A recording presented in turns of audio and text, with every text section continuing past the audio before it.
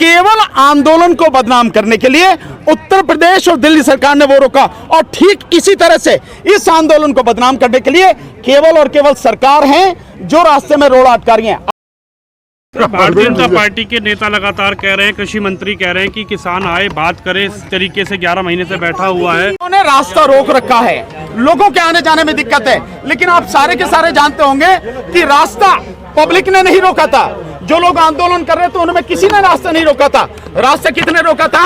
आप जाएंगे नोएडा महामाया फ्लाईओवर के वहां जो गोल चक्कर है, वहां से उत्तर प्रदेश सरकार ने रोका हुआ था। और जब आप दिल्ली जाएंगे तो सरिता विहार पे दिल्ली गवर्नमेंट ने रोका हुआ था। और वो जो रोड था दोनों तरफ से 8 लेन का रोड था, 4 लेन एक तरफ 4 लेन एक तरफ। और जहां आप जाएंगे कालीदी कुंज का जो मोड़ है, वहां से लगभग 1 किलोमीटर अंदर शाहीन बाग का आंदोलन था। वो रोड बिल्कुल खाली था, लेकिन सरकारों ने रोका। और इसीलिए जब हाईकोर्ट में पिटीशन डाली गई दिल्ली हाईकोर्ट में, तो दिल्ली हाईकोर्ट ने झाड़ लगाते हुए प्रशासन को कहा, पुलिस प्रशासन को, कि रोज इस बात के लिए आते हो आप, जाके ये आपका काम है, जाके वहां आप पता करो, वही उन समस्या का समाधान करो।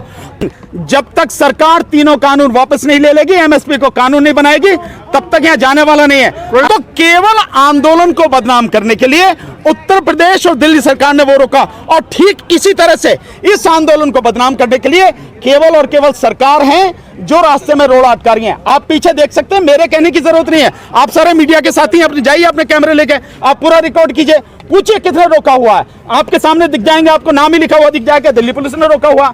ये सब आरोप हैं किसानों पर, सच्चाई इससे कहीं दूर है। और अगर सुप्रीम कोर्ट भी इस सच्चाई को जाने बिना, इन फैक्टों को पूरी तरह से समझे बिना, फिजिकल इंस्पेक्शन के बिना कुछ भी कहती है, तो मैं समझता हूं इससे दुखद कुछ और हो नहीं सकता। तो सर ये बिस्तर बांध लिया, आप लोग जा रहे हैं। कौन कहा बोरिया बिस्तर बांध लिया? नहीं, अगर आपको ये खुशफहमी है, या सरकार को या कोर्ट को किसी को खुशफहमी है, पालते रहिए। किसान इतना कमजोर नहीं है, किसान ने एक बार आवाज उठाई है, और ये आंदोलन जब तक सरकार तीनों कानून वापस नहीं ले लेगी, एमएसपी को कानून नहीं बनाएगी, तब तक यहाँ जाने वाला नहीं है। अगर आप उसकी बात करो, भीड़ की बात, तो ये सिर्फ 2 से 3 घंटे की देरी है। अभी यहाँ से कॉल देंगे तो 3 घंटे में यहाँ पे लाखों लोग आपको दिखाई देंगे। हमें इस बात की चिंता नहीं है, सरकार करे तो करे, हमें कोई फर्क नहीं पड़ता। चल रहा है तो पैसे की खाली हो रहा है गाजीपुर। क्या कौन कर रहा है? ये आप करो, तो मीडिया वाले आप, अगर आपने गलतफहमी पाल रखी है तो मैं क्या कर सकता हूँ इसको? मीडिया वाले तो आप है ना, आप सच को झूठ, झूठ को सच कर दो, जो मन में आए कर दो। सच्चाई ये है कि आंदोलन पहले की तरह मजबूती की तरह चल रहा है और चलता रहेगा।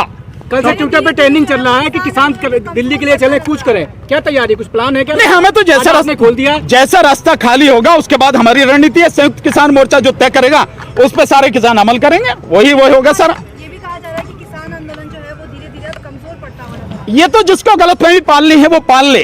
किसान आंदोलन न कमजोर था, न कमजोर है, और न ही कमजोर होगा। एक उदाहरण छोटा सा बताता हूं, पता नहीं आप में से कोई थे या नहीं थे। अभी लखीमपुर खीरी में जो कांड हुआ, लखीमपुर खीरी में यहां से 500 से 600 किलोमीटर दूर है, जब भोग का कार्यक्रम हुआ, यानी श्रद्धांजलि सभा हुई, उसमें सरकार ने चारों तरफ से बैरिकेड लगा रखे थे, लोकल लोगों को आने नहीं दिया। उसके बावजूद भी 50,000 लोग वहां पर तिकुनिया में भोग के कार्यक्रम में, श्रद्धांजलि सभा में पहुंचे।